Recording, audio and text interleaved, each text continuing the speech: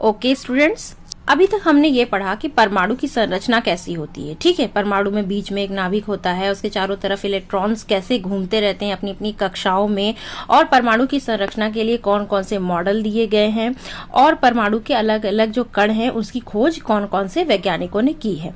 इसके बाद अब हम पढ़ेंगे कि विभिन्न कक्षाओं में इलेक्ट्रॉन कैसे वितरित होते हैं। अभी तक हमने क्या पढ़ा कि परमाणु में इलेक्ट्रॉन्स होते हैं, और वो इलेक्ट्रॉन्स कैसे होते हैं, कहाँ रहते हैं, परमाणु के बीच के नाभिक के चारों तरफ विभिन्न कक्षाओं में, कक्षाएं यानी ऊर्जा स्तरों में वो अपनी अपनी कक्षा में रहते हैं और उसी कक्षा में घूमते रहते हैं। इस वजह से उनकी ऊर्जा का क्षय भी नहीं होता और वो आके केंद्रक पे गिरते भी नहीं है और वो नष्ट भी नहीं होते हैं, है ना। तो इस तरह से विभिन्न कक्षाओं में इलेक्ट्रॉन कैसे वितरित होते हैं हम ये देखेंगे। हमने ये तो हमें पता चल गया कि इलेक्ट्रॉन जो है वो नाभिक के चारों ओर अलग अलग उनकी कक्षाएं होती हैं, ऊर्जा कक्षाएं होती हैं जिसमें इलेक्ट्रॉन रहते हैं। लेकिन इलेक्ट्रॉन का वितरण किस प्रकार से होता है ये आज हम इस टॉपिक में जानेंगे। परमाणुओं की विभिन्न कक्षाओं में इलेक्ट्रॉनों के वितरण के लिए बोर और बरी दो साइंटिस्ट हैं जिन्होंने ये कॉन्सेप्ट दिया, जिसको बोर-बरी कॉन्सेप्ट कहते हैं, ने कुछ नियम प्रस्तुत किए जिसे बोर-बरी स्कीम के नाम से जाना जाता है। क्या? इन नियमों के अनुसार किसी कक्षा में उपस्थित अधिकतम इलेक्ट्रॉन की संख्या को सूत्र 2n⁻² से दर्शाया जाता है, जहां n क्या चीज है, कक्षा की संख्या या ऊर्जा स्तर है उसका। ठीक है, इसलिए इलेक्ट्रॉनों की अधिकतम संख्या पहले कक्षा यानी कौन कौन सी कक्षाएं होती हैं, K, L, M, N, है ना। और अब हम कौन से कक्षा में कितने इलेक्ट्रॉन होंगे वो किस सूत्र से निकालेंगे, 2n⁻² से। ठीक, जिसमें n क्या चीज है, यही ऊर्जा स्तर, यानी कि पहला ऊर्जा स्तर है तो n की जगह पर हम क्या रखेंगे, 1। तो यानी कि K में कितने इलेक्ट्रॉन जा सकते हैं वो कैसे पता चलेगा, इसी फॉर्मूला में रखिए, 2 × K की वो नंबर है 1 और उसका पावर हम लगा देंगे 2, यानी कि अब 1 का स्क्वायर यानी 1 × 1 1 ही आएगा, 2 × 1 यानी कि 2।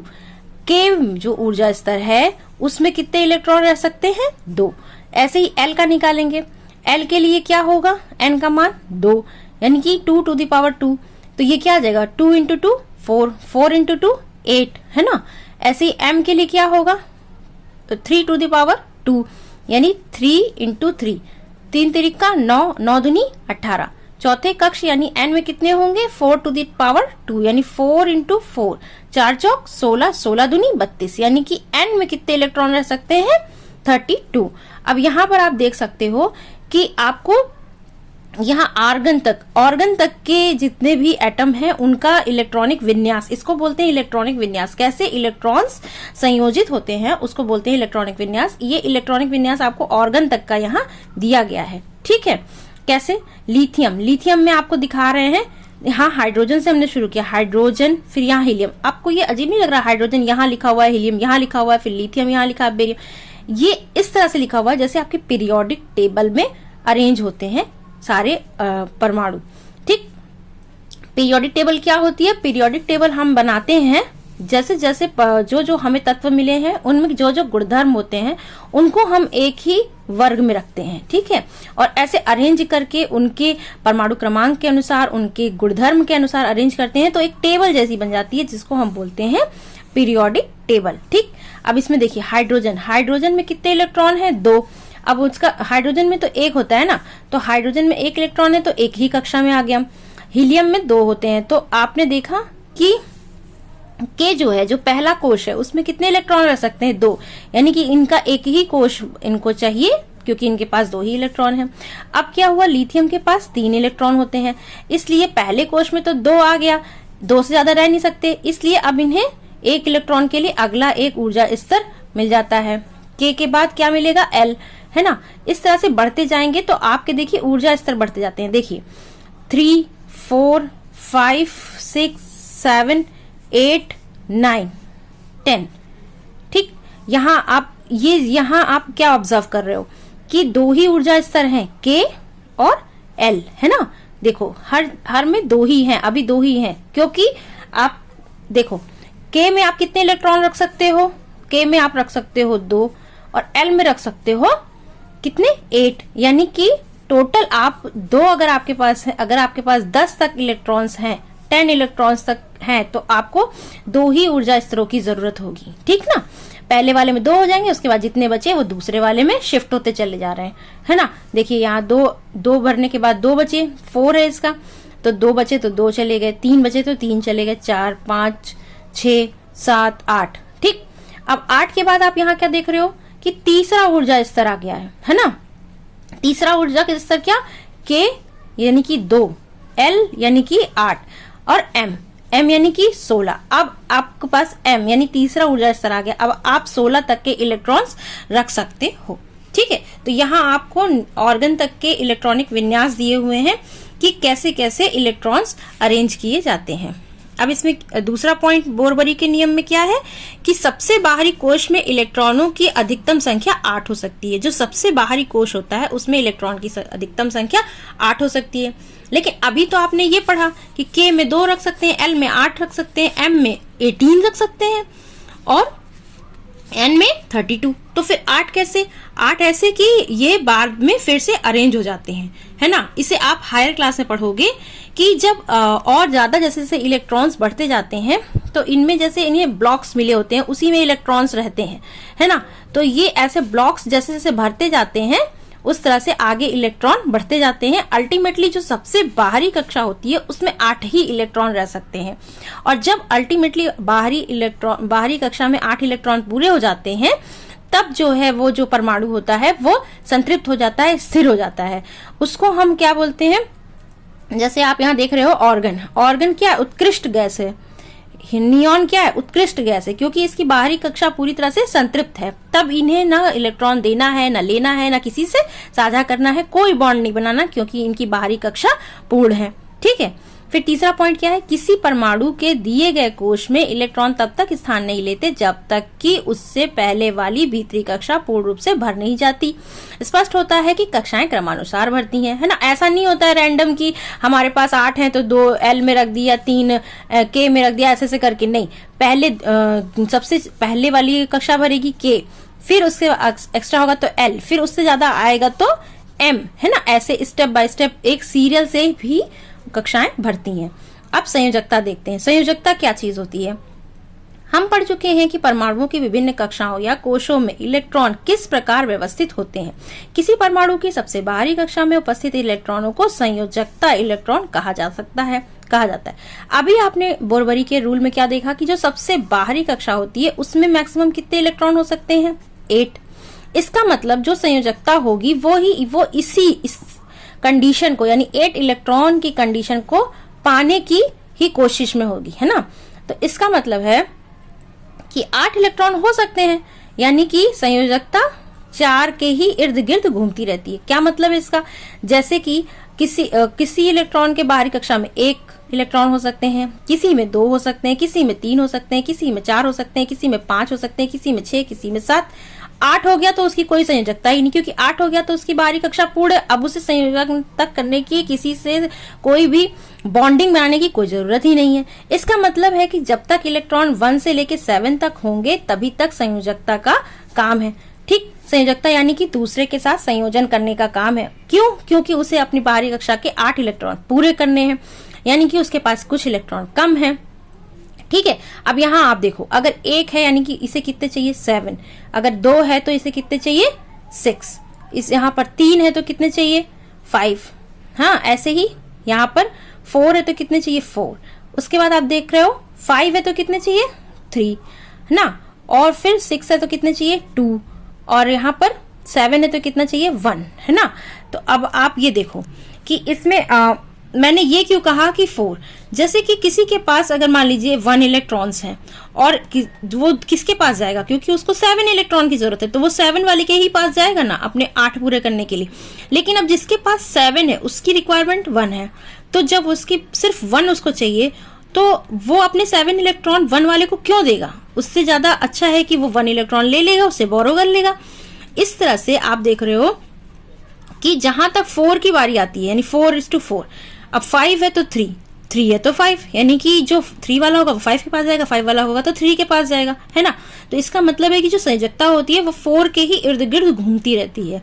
या तो उसके पास जो है उसे इतने इलेक्ट्रॉन कम होंगे या ज्यादा होंगे, तो उतने ही, या तो कोई भी परमाणु होगा वो अपने एक लिमिट से ज्यादा इलेक्ट्रॉन दे नहीं सकता, लिमिट से ज्यादा इलेक्ट्रॉन वो ले नहीं सकता। अब आपके पास 1 इलेक्ट्रॉन है, आपको 7 चाहिए, कौन आपको 7 इलेक्ट्रॉन अपने दे देगा? अब देखिए जो 7 इलेक्ट्रॉन्स की पावर होगी खींचने की वो 1 इलेक्ट्रॉन से ज्यादा होगी, तो वो 1 इलेक्ट्रॉन को अपनी तरफ खींच लेगा, है ना। तो इस तरह से जब 7 और 1 वाले पास में आएंगे तो जो 7 वाला है उसके पास जो पावर होगी वो कम होगी बजाय 7 इलेक्ट्रॉन के, तो 1 इलेक्ट्रॉन इसकी तरफ मूव कर जाएगा, है ना।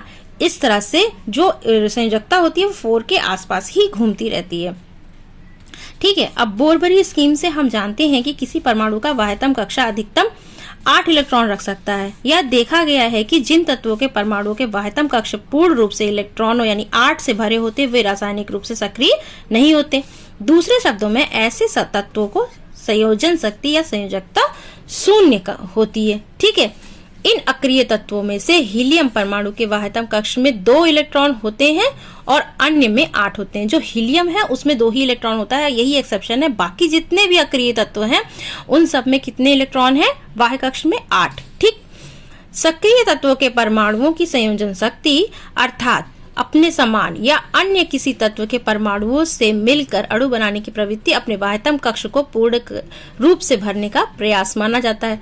8 इलेक्ट्रॉन वाले सबसे बाहरी वाह्यतम कक्ष को अष्टक माना जाता है। ठीक, परमाणु अपने कक्ष अंतिम कक्ष में अष्टक प्राप्त करने के लिए ही क्रिया करता है कि बाहरी जो उसका कक्ष है वो उसमें 8 इलेक्ट्रॉन पूरे हो जाएं, इसी के लिए वो प्रयास करता है, इसी के लिए वो संयोजकता दिखाता है।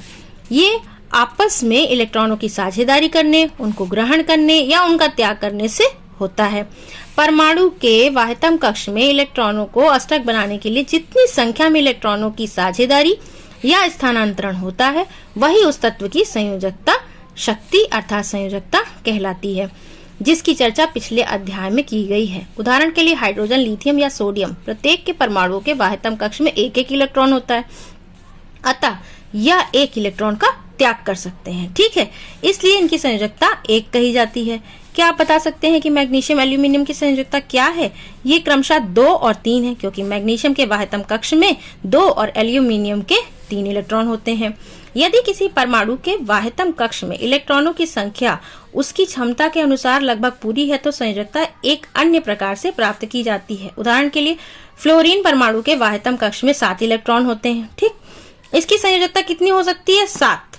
किंतु वाह्यतम कक्ष में अष्टक बनाने के लिए फ्लोरीन को 7 इलेक्ट्रॉन को त्याग करने की अपेक्षा 1 इलेक्ट्रॉन प्राप्त करना अधिक आसान होता है, जैसे मैंने भी आपको यहाँ बताया ही है उदाहरण में पहले भी।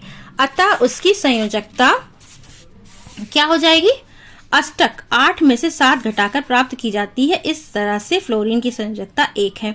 ऑक्सीजन की संयोजकता का परिकलन भी इसी प्रकार से किया जा सकता है। अतः प्रत्येक तत्व के परमाणुओं की एक निश्चित संयोजन शक्ति होती है जिसे संयोजकता कहते हैं। पहले 18 तत्वों की संयोजकता सारणी 4.1 के अंतिम स्तंभ में दी गई है। अब आपको यहाँ एक पूरी की पूरी टेबल दी गई है। ठीक है, कौन कौन से तत्व हैं इसमें? Hydrogen, helium, lithium, bohrium, boron, carbon, nitrogen, oxygen, fluorine, neon, sodium, magnesium, aluminium, silicon, phosphorus, sulphur, chlorine, organ तक, यानी 18 यानी कि 40, इसका परमाणु भार 40 है। तो यहाँ तक आपको ये दिखाया गया है कि इतने तत्वों की 18 तत्वों की संयोजकता आप देखिए।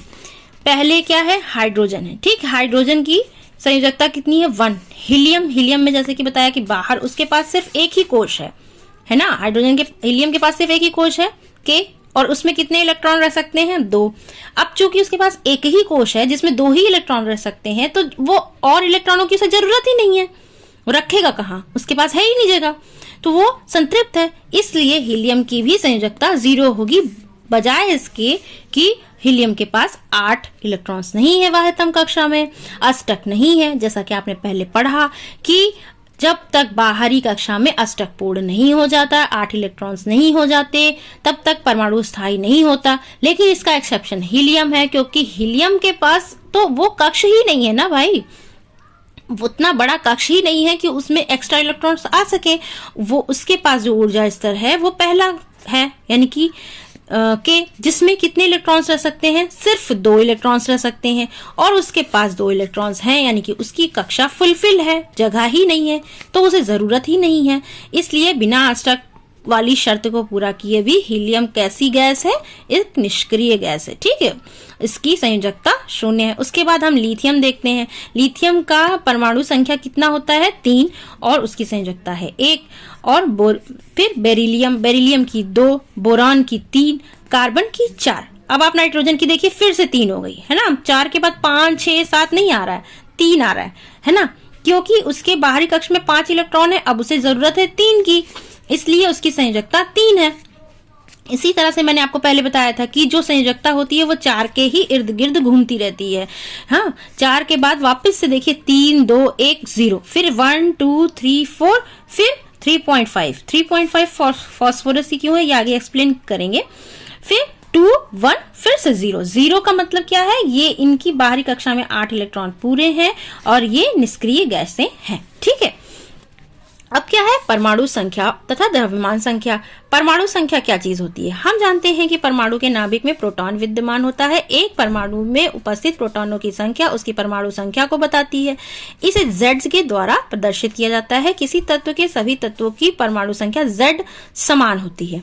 वास्तव में तत्वों को उनके परमाणु में विद्यमान प्रोटॉनों की संख्या से परिभाषित किया जाता है। हाइड्रोजन के लिए Z = 1, क्योंकि हाइड्रोजन परमाणु के नाभिक में केवल एक प्रोटॉन होता है।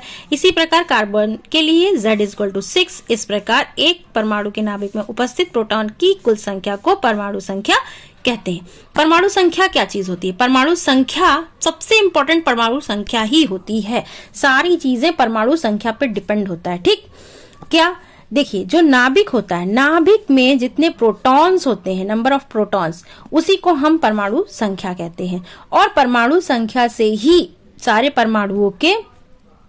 परमाणु कहाँ कौन सा रखा जाएगा, ये पीरियोडिक टेबल में ये किसके हिसाब से रखा जाता है, परमाणु संख्या के हिसाब से। ठीक है, और परमाणु संख्या को हम किससे नोटिस करते हैं या किससे दर्शाते हैं, Z से। ठीक, परमाणु संख्या क्या होती है, प्रोटॉनों की संख्या, और प्रोटॉन की संख्या इलेक्ट्रॉन की संख्या बराबर होती है। यानी कि परमाणु संख्या = number of proton = number of electrons. ठीक है, ये तीनों चीजें बराबर होती हैं। ठीक, और दूसरी चीज कि परमाणु संख्या के हिसाब से, यानी कि वास्तव में तत्वों को उनके परमाणु में विद्यमान प्रोटॉनों की संख्या से ही परिभाषित किया जाता है। आपने यहाँ टेबल में जितने भी नंबर्स देखे हैं, जैसे कि ये अरेंज हैं 1, 2, 3, 4, 5, 6, वो किसके हिसाब से हुए हैं, अपनी परमाणु संख्या के हिसाब से। आप देख रहे हो ना, परमाणु संख्या क्या है, 1, 2, 3, 4, 5, 6, यानी कि नंबर ऑफ प्रोटॉन्स। परमाणु संख्या के हिसाब से ही पीरियोडिक टेबल में सारे परमाणुओं को अरेंज किया गया है। परमाणु संख्या के हिसाब से ही उसके गुणधर्म निर्धारित होते हैं और उसकी संयोजकता निर्धारित होती है। देखिए, परमाणु संख्या, प्रोटॉन की संख्या और इलेक्ट्रॉन की संख्या आपको बराबर ही दिखेगी। ठीक है, न्यूट्रॉन की संख्या अलग अलग हो सकती है। ठीक है, अच्छा, अब इसमें क्या है कि एक पॉइंट आपको और बताया गया है कि जो तत्व होता है उसमें जितने भी परमाणु होते हैं उन सब की परमाणु संख्या बराबर होती है, क्योंकि वो तत्व बना ही एक समान परमाणुओं से होता है ना। अब देखेंगे द्रव्यमान संख्या। द्रव्यमान संख्या क्या होती है, नाभिक में जो भी 2 कण उपस्थित है, यानी कि प्रोटॉन और न्यूट्रॉन, इन दोनों के योग के बराबर होता है द्रव्यमान संख्या। एक परमाणु के अपरमाणु कणों के अध्ययन के बाद हम इस निष्कर्ष पर पहुंच सकते हैं कि व्यवहारिक रूप में परमाणु का द्रव्यमान उसमें विद्यमान प्रोटॉन और न्यूट्रॉन के द्रव्यमान के कारण होता है। ये परमाणु के नाभिक में विद्यमान होते हैं, इसलिए इन्हें न्यूक्लियॉन भी कहते हैं, क्योंकि ये न्यूक्लियस में रहते हैं, इसलिए इसे न्यूक्लियॉन भी कहते हैं। परमाणु का लगभग संपूर्ण द्रव्यमान उसके नाभिक में होता है। उदाहरण के लिए कार्बन का द्रव्यमान 12 यूनिट होता है, क्योंकि उसमें 6 प्रोटॉन और 6 न्यूट्रॉन होते हैं। 6 + 6 = 12। इसी प्रकार एल्यूमिनियम का द्रव्यमान 27 यूनिट, 13 + 14 न्यूट्रॉन। एक परमाणु के नाभिक में उपस्थित प्रोटॉनों और न्यूट्रॉनों की कुल संख्या के योग को ही द्रव्यमान संख्या कहा जाता है। ठीक है, अब इसको कैसे लिखा जाता है, कोई भी परमाणु संख्या, द्रव्यमान संख्या और उसका प्रतीक, ये तीनों आप कैसे लिखा देखोगे, बीच में प्रतीक लिखा जाएगा। ऊपर की तरफ जो लिखा होता है वो उसकी द्रव्यमान संख्या होती है, नीचे जो लिखा होता है वो उसकी परमाणु संख्या होती है। जैसा कि हम यहाँ एक उदाहरण से देख सकते हैं, ये क्या लिखा है, नाइट्रोजन। नाइट्रोजन का परमाणु संख्या कितना है, 7, जो कि नीचे लिखा हुआ है, और द्रव्यमान संख्या कितनी है, 14। ठीक है, समस्थानिक, सम स्थानिक यानी कि समान स्थान। अच्छा, समस्थानिक क्या होते हैं? जो समान स्थान पे रहते हैं। शब्द से तो यही लग रहा है, लेकिन अब इसको हम क्या केमिस्ट्री की लैंग्वेज में समझेंगे। प्रकृति में कुछ तत्वों के परमाणुओं की पहचान की गई है जिनकी परमाणु संख्या समान लेकिन द्रव्यमान संख्या अलग अलग होती है। उदाहरण के लिए हाइड्रोजन परमाणु को लें। इसके 3 परमाणुविक स्पीसीज होते हैं, प्रोटियम, ड्यूटेरियम, ट्राइटेरियम। प्रत्येक की परमाणु संख्या समान है लेकिन द्रव्यमान संख्या क्रमशः 1, 2, 3 है। इस तरह के अन्य उदाहरण हैं, जैसे कार्बन का एक कार्बन 12 है, एक कार्बन 14 है। क्लोरीन का क्लोरीन 35, क्लोरीन 37। इन उदाहरणों के आधार पर समस्थानिकों को इस प्रकार परिभाषित किया जा सकता है। एक ही तत्व के परमाणु जिनकी परमाणु संख्या समान लेकिन द्रव्यमान संख्या भिन्न भिन्न होती है। इस तरह हम कह सकते हैं कि हाइड्रोजन परमाणु के 3 समस्थानिक प्रोटियम, ड्यूटेरियम और ट्राइटेरियम होते हैं। समस्थानिक क्या होते हैं? समस्थानिक इसलिए क्योंकि देखो, जो पीरियोडिक टेबल है उसमें आपको जो भी तत्वों को जो भी जगह दी गई है वो उनके परमाणु संख्या के आधार पर दी गई है, ठीक, द्रव्यमान संख्या के आधार पर नहीं दी गई है। अब इसमें आपको ये बताया जा रहा है समस्थानिक में कि परमाणु संख्या तो उनकी समान है लेकिन उनका द्रव्यमान अलग है। अगर परमाणु संख्या समान है तो सीट तो आपको एक ही मिलेगी, वही वाली मिलेगी। उसी में आप चाहे द्रव्यमान संख्या चाहे आपकी जितनी भी हो, तो अगर जैसे हाइड्रोजन है, हाइड्रोजन को 1 नंबर पे जगह मिली है तो 1, आप उसके 3 रूप होते हैं, तीनों रूपों को भी 1 पे ही रखा जाएगा। ये नहीं कि उसके बाद 1, 2, 3 उसी ने कैप्चर कर रखा है ना। तो इसका मतलब समस्थानिक यानी कि एक ही स्थान पे वो लोग जो पीरियोडिक टेबल है उन्हें एक ही स्थान पर रखा गया है, बजाय इसके कि उनकी द्रव्यमान संख्या अलग अलग है, ठीक।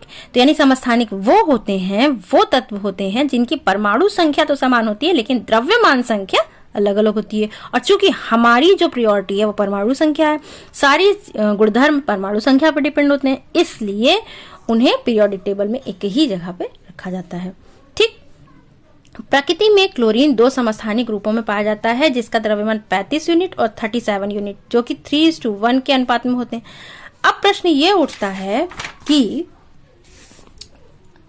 किस द्रव्यमान को क्लोरीन परमाणु का द्रव्यमान मानना चाहिए। आइए इसका पता लगाएं। अब क्या करेंगे, जब किसी के 2 आपको समस्थानिक आपके पास हैं, अगर किसी तत्व के 2 समस्थानिक हैं तो उसके द्रव्यमान कैसे निकालेंगे? उन दोनों समस्थानिकों के द्रव्यमानों का औसत निकाल के, ठीक है। जितने भी समस्थानिक हैं उनके जो द्रव्यमान है उनका औसत निकाल के जो आएगा उसे हम द्रव्यमान संख्या निकाल लेंगे। किसी प्राकृतिक तत्व के एक परमाणु का द्रव्यमान उस तत्व में विद्यमान सभी प्राकृतिक रूप से पाए जाने वाले परमाणुओं के औसत द्रव्यमान के बराबर होता है, ठीक है। सबको तवज्जो दी जाएगी। द्रव्यमान जब निकाला जाएगा तो जितने भी उसके से हैं जिनके अलग अलग द्रव्यमान है, सबका औसत निकाल के जो आएगा उसी को हम उस तत्व का औसत द्रव्यमान या द्रव्यमान संख्या मानेंगे, ठीक है। और अगर उसके समस्थानिक नहीं है तो जो भी उसका द्रव्यमान है वही मान लिया जाएगा।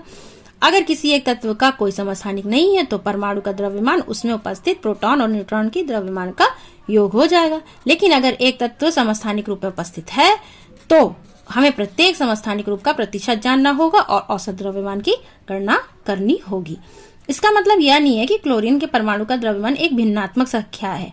इसका तात्पर्य यह हुआ कि अगर आप क्लोरीन की कुछ मात्रा लेते हैं तो इसमें क्लोरीन के समस्थानिक होंगे और औसत द्रव्यमान आपको ये मानना होगा, ठीक है। समस्थानिकों के अनुप्रयोग। अब समस्थानिक का यूज क्या है, हम क्यों पढ़ रहे हैं उसको। कुछ समस्थानिकों के विशेष गुण होते हैं जिनका उपयोग हम विभिन्न क्षेत्रों में करते हैं। उनमें से देखो कुछ का उदाहरण दिया है कि यूरेनियम के एक समस्थानिक का उपयोग परमाणु भट्टी में यानी एटॉमिक रिएक्टर में ईंधन के रूप में किया जाता है। कैंसर के उपचार में कोबाल्ट के समस्थानिक का प्रयोग किया जाता है और घेंघा रोग के इलाज में आयोडीन के समस्थानिक का उपयोग किया जाता है। अच्छा, समभारिक क्या होते हैं? 2 तत्वों कैल्शियम परमाणु संख्या क्या है 20 है और ऑर्गन की परमाणु संख्या 18 है, ठीक है। अब इन दोनों में इनकी परमाणु संख्या तो 20 और 18 यानी अलग अलग है, लेकिन इन परमाणुओं में प्रोटॉन की संख्या तो भिन्न भिन्न है। दोनों तत्वों की द्रव्यमान संख्या 40 यानी कि 40 है, ठीक। यानी तत्वों के इस जोड़े के अणुओं में कुल न्यूक्लियन की संख्या, न्यूक्लियनों की संख्या क्या है? समान है। अलग अलग परमाणु संख्या वाले तत्वों को जिनकी द्रव्यमान संख्या समान होती है समभारिक कहा जाता है। देखिए, अब समभारिक क्या चीज होती है? जिनमें द्रव्यमान संख्या समान हो। इसके पहले हमने क्या पढ़ा था? समस्थानिक। समस्थानिक में क्या था? समान परमाणु संख्या, यानी कि जिसमें परमाणु संख्या समान है, ठीक है, तो वो क्या हो गया समस्थानिक। लेकिन समभारिक, भारिक जहां आ जाएगा वहां हम क्या लेंगे, परमाणु का द्रव्यमान, दो परमाणु जिनके द्रव्यमान समान होंगे।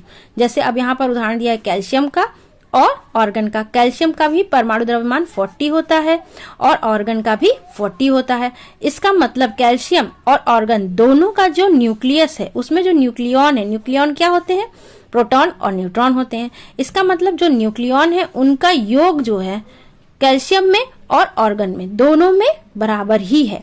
ठीक है, इसी वजह से इन दोनों का द्रव्यमान संख्या भी समान है। लेकिन द्रव्यमान संख्या से गुणधर्मों पे कोई खास असर नहीं पड़ता, इसलिए समभारिक का ऐसा कोई ये नहीं है कि इन दोनों के गुण, मतलब अगर समभारिक हैं, द्रव्यमान संख्या मिल रही है तो कोई लक्षण भी मिलते होंगे, नहीं, इसलिए इनके कोई लक्षण नहीं मिलते हैं। सारा गुणधर्म इलेक्ट्रॉन और प्रोटॉन पे ही डिपेंड होता है मैक्सिमम, इसलिए हम उन्हीं को ज्यादा प्रायोरिटीज देते हैं। उन्हीं के आधार पे पीरियोडिक टेबल पे सारे तत्वों को जगह दी जाती है, सारे तत्वों का अरेंजमेंट किया जाता है, उन्हीं के आधार पे उनकी संयोजकता निर्धारित होती है ना। इलेक्ट्रॉन के ही आधार पे तो संयोजकता निर्धारित होती है।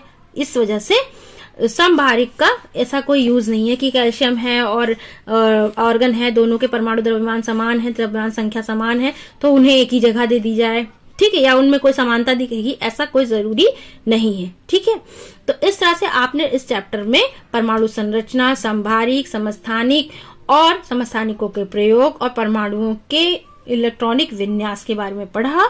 Okay students.